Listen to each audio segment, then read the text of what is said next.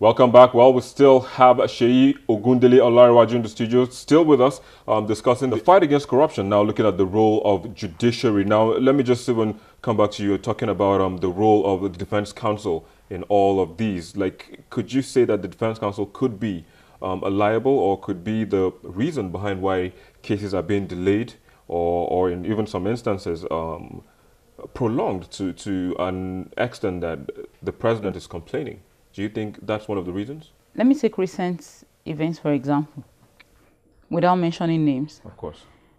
If there's a case in court, now both sides, probably prosecution, in a way to punish the accused, without, going through trial, to punish the accused first because they believe, okay, this person has committed this offense. Then they come with a charge.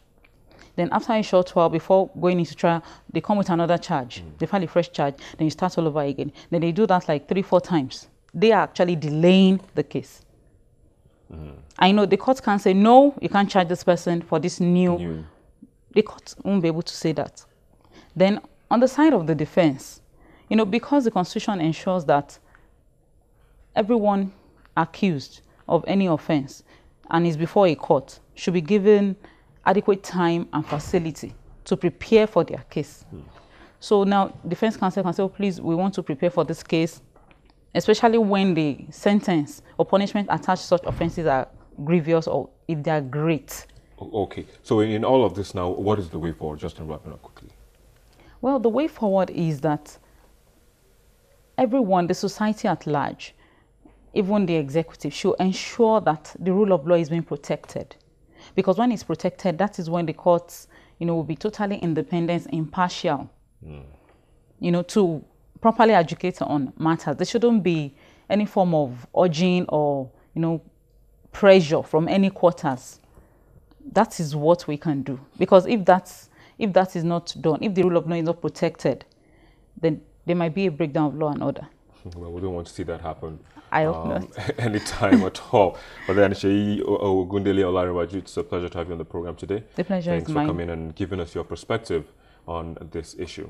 Thank you. Well, that's where we are. We'll take a quick break, and when we return, we'll take a look at the most viewed videos on our YouTube channel, as well as some of the comments that you've sent via our social media platforms. Join us again.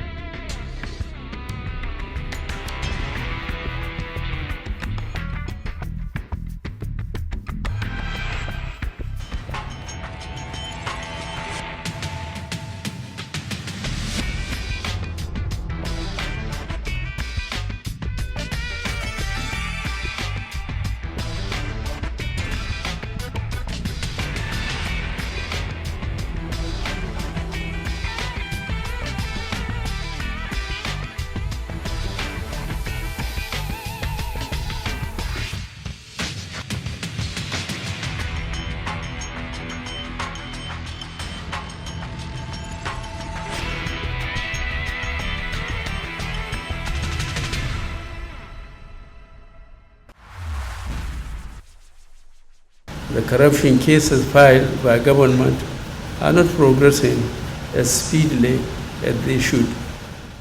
This week's top videos begins with the video of President Muhammadu Buhari expressing worry over the delay corrupt cases go through in Nigerian law courts. Several members, very serious senior people within the party, never gave up, continued to urge me to come back. And up next is the video of former chairman of the Economic and Financial Crimes Commission, EFCC, Nuhu Ribadu, explaining why he made a return to the All Progressives Congress, APC. The court, I have absolutely no doubt that at the end of this particular exercise, I will be declared innocent by the court simply because it is very obvious that this is a politically motivated allegation, all of them. The third most watched video in the last week is former Aviation Minister Femi Fani-Kayode maintaining innocence over the charges filed against him by the EFCC adding that the lower courts will vindicate him. The economy is actually in very, very good hands, and we're doing absolutely our best to get through this difficult period. And I explained how we're doing that. And in second place is the Minister of Finance, Mrs. Kemi Adeosun, explaining to lawmakers how healthy the Nigerian economy is. Good night, Eunice Boyisola Olawale, and God bless you. While the most watched video last week is the burial of a slain evangelist in Kubwa, an area in the Federal Capital Territory.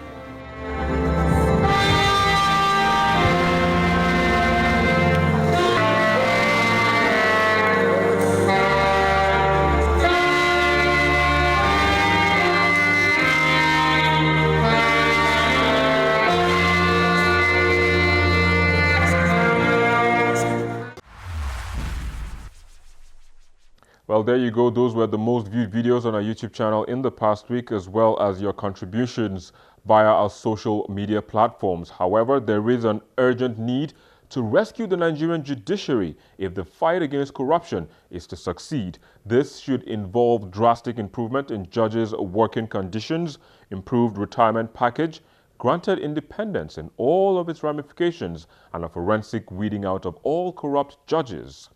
Well, that's where we draw the curtains on the program today. But as always, continue via the social media addresses showing on your screen. Thank you for watching. I am Victor Matthias.